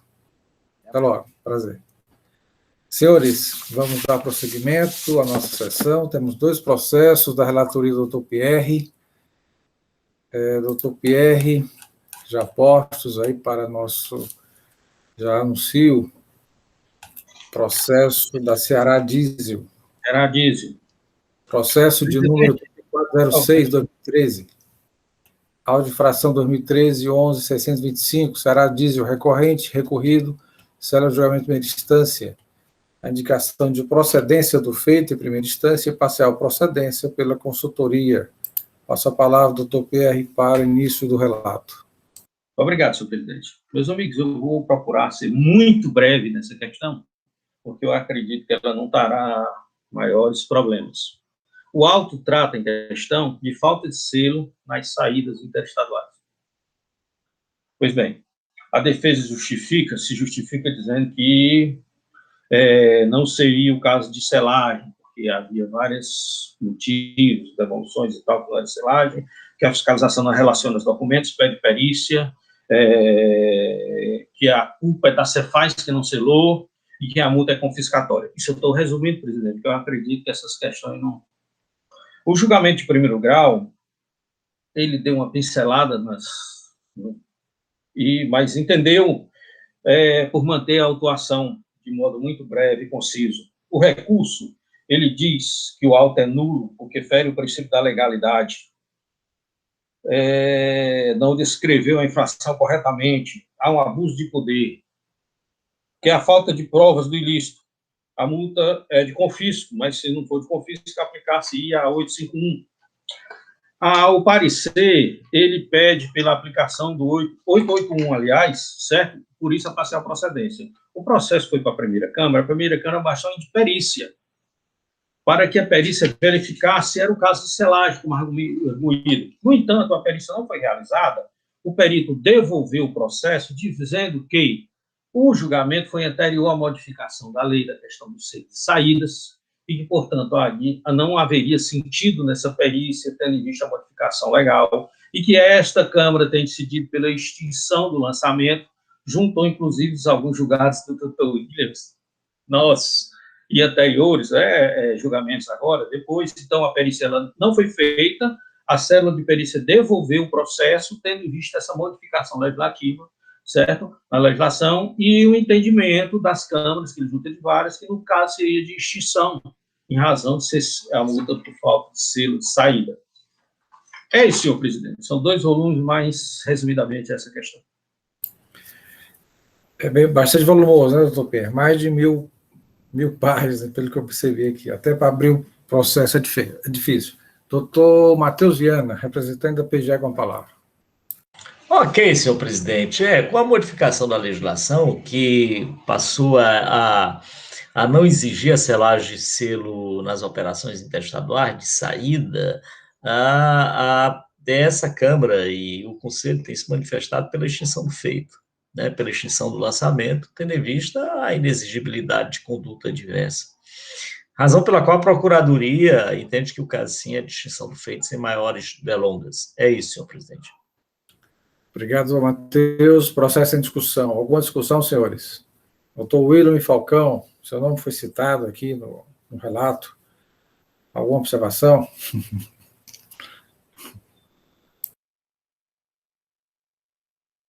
Desligado, doutor William, seu som está desligado.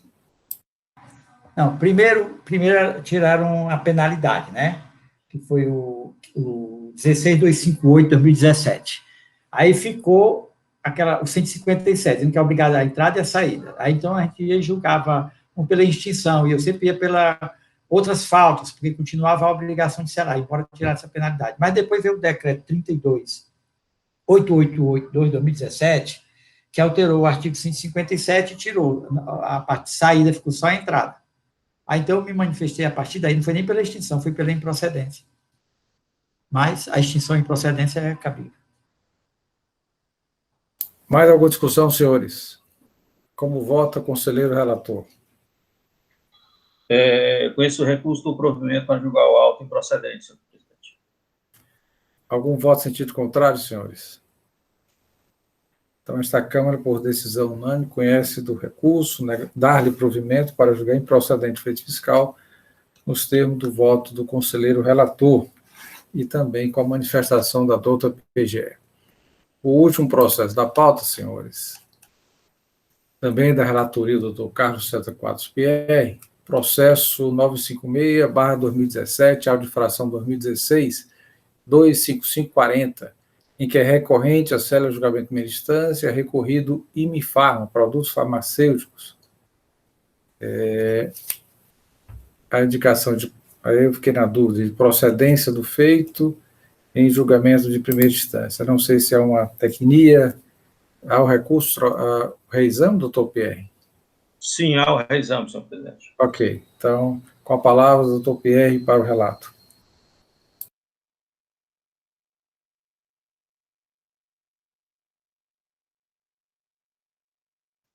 Muito obrigado, senhor presidente. Eu vou com o meu resumo aqui, não para a leitura, porque também nós temos uma certa pressa, né? E eu acredito que esse auto pode ser também resumido como anterior. O auto trata, em questão, de uma empresa, Imifarma, do regime especial de recolhimento, e foi entendido que havia falta de recolhimento no período de janeiro de 2011 a 12 de 2011, com multa de 123.1c. A defesa, primeiro, alegou a ilegitimidade dos sócios no polo passivo, pediu a decadência, pediu a nulidade da metodologia do levantamento e pediu para que a multa fosse aplicada, fosse a 123.1d. O julgamento entendeu que havia nulidade por falta de notificação para estorno de créditos. O parecer foi pela nulidade do julgamento singular, de que está o crédito, e houve uma decisão da nossa Câmara, que eu fui o relator, julgando nula a decisão de primeiro grau, que julgou outro objeto, e mandando a novo julgamento. Nesse novo julgamento, aqui é a parte interessante, viu?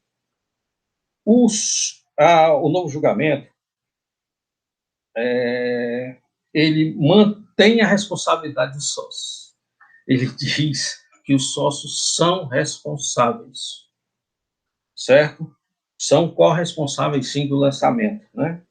Ele afasta a decadência com base no 731, diz que não há metodologia, mas que a multa aplicada deveria ser a 123.1d. Então, essa é a parte que é parcial procedente do julgamento.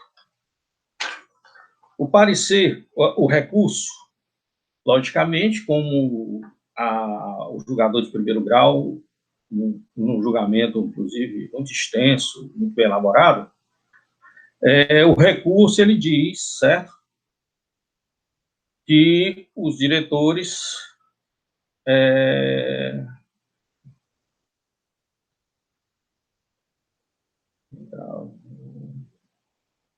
sim, os diretores não são responsáveis,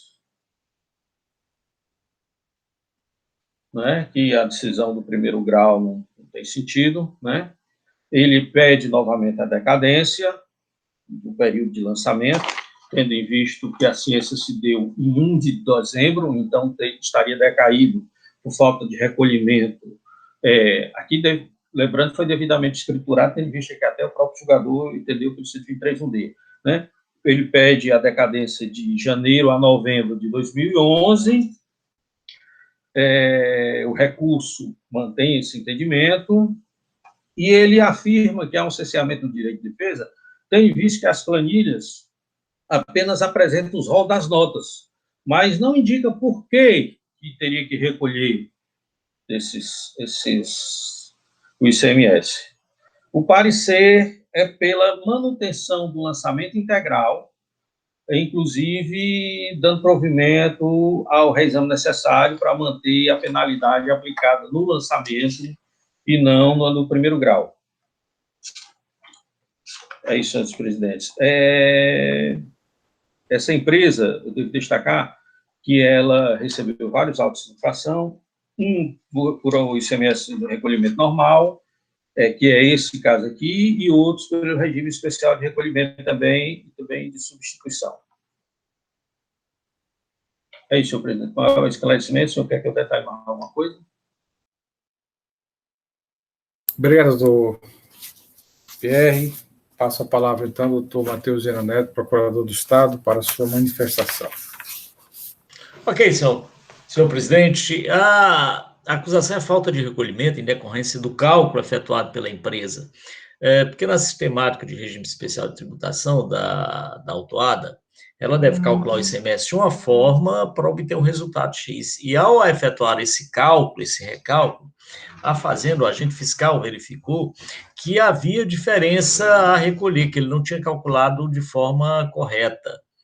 Em síntese, é isso. E lançou o crédito tributário. A empresa poderia ter vindo aos autos e ter dito, não, a forma de cálculo que eu fiz está correta, mas ele não questiona essa forma de cálculo, ela utiliza outros argumentos.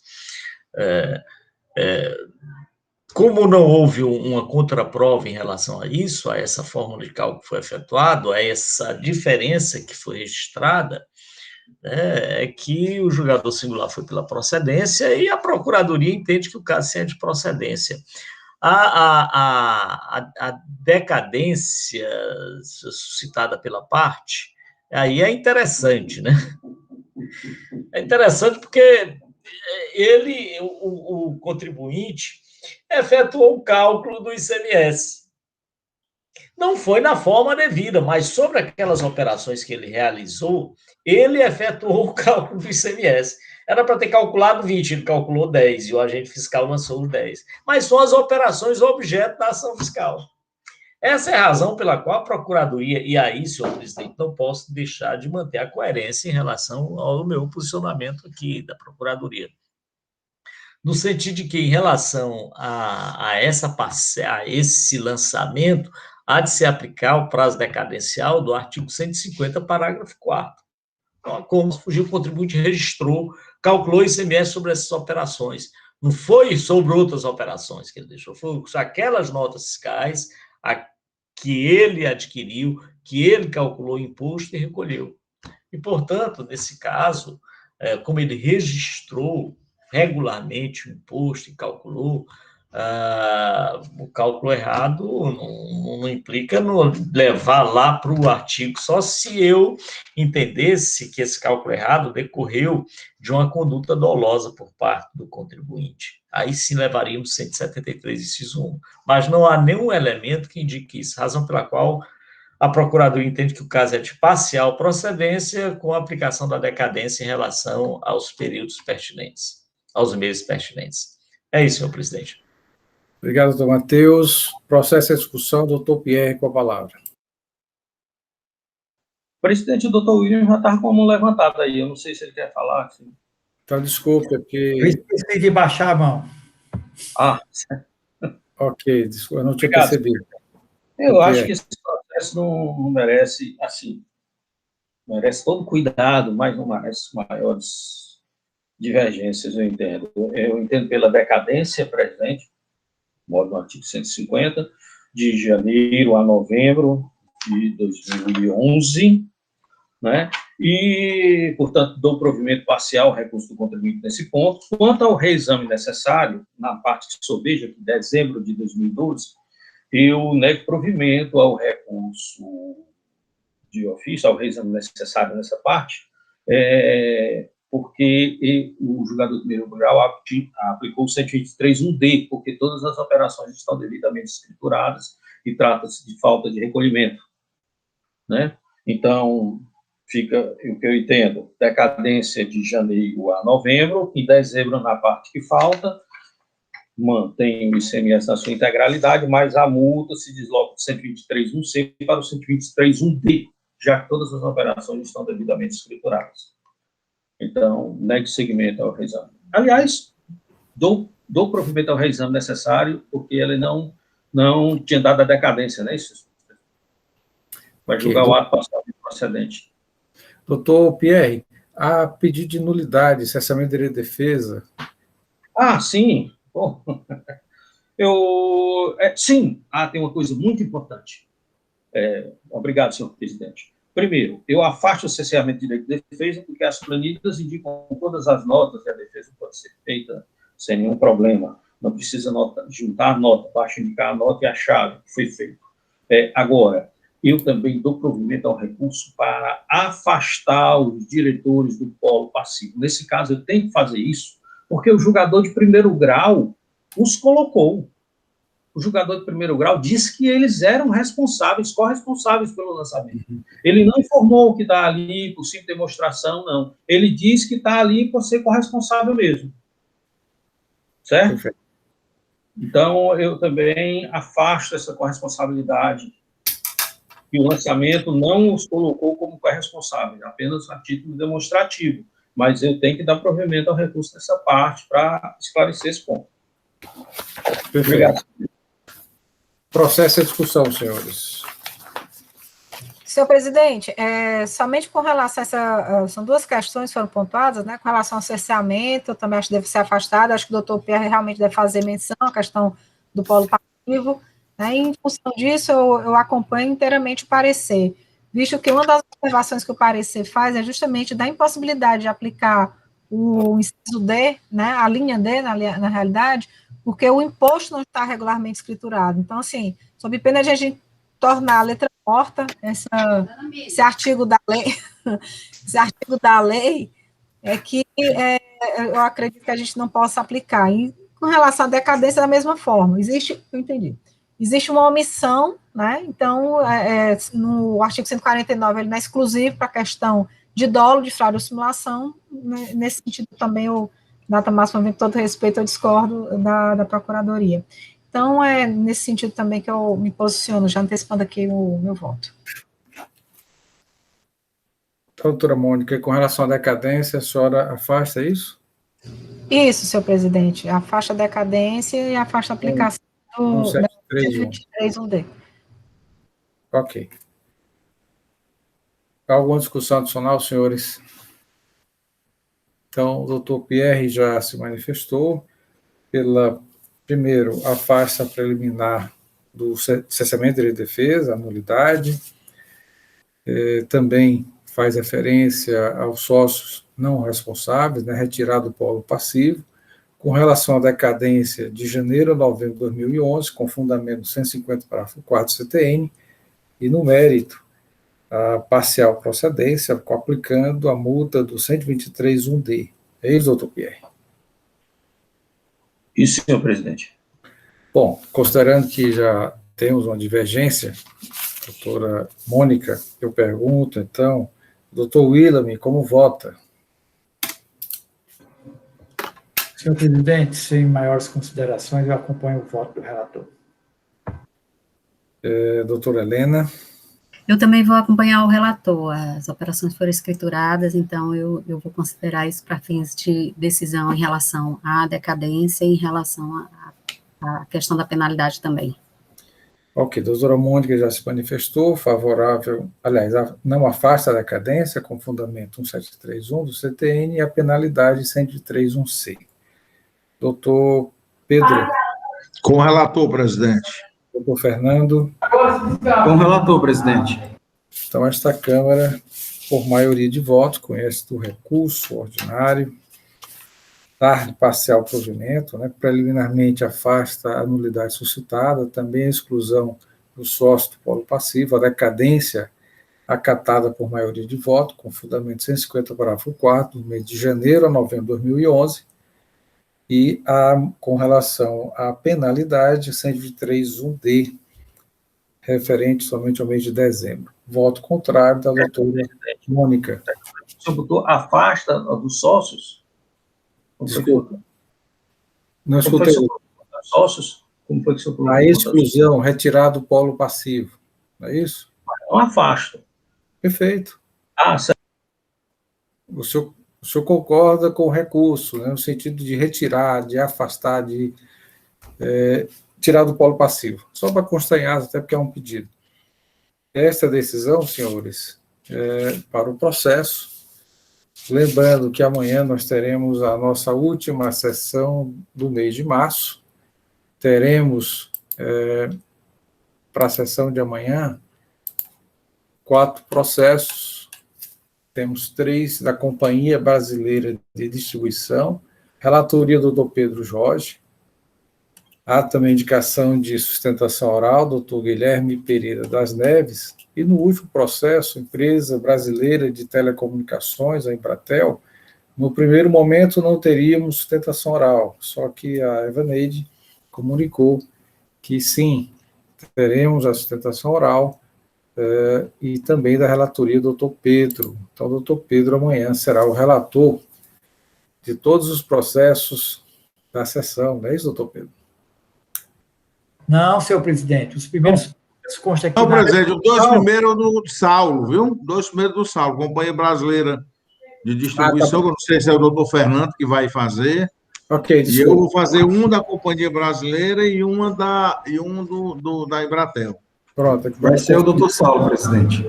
Eu confundi, misturei com os processos do doutor Saulo. Então, desejo um bom dia a todos e até amanhã, se Deus quiser. Senhor presidente, senhores conselheiros, Evaneide, todos.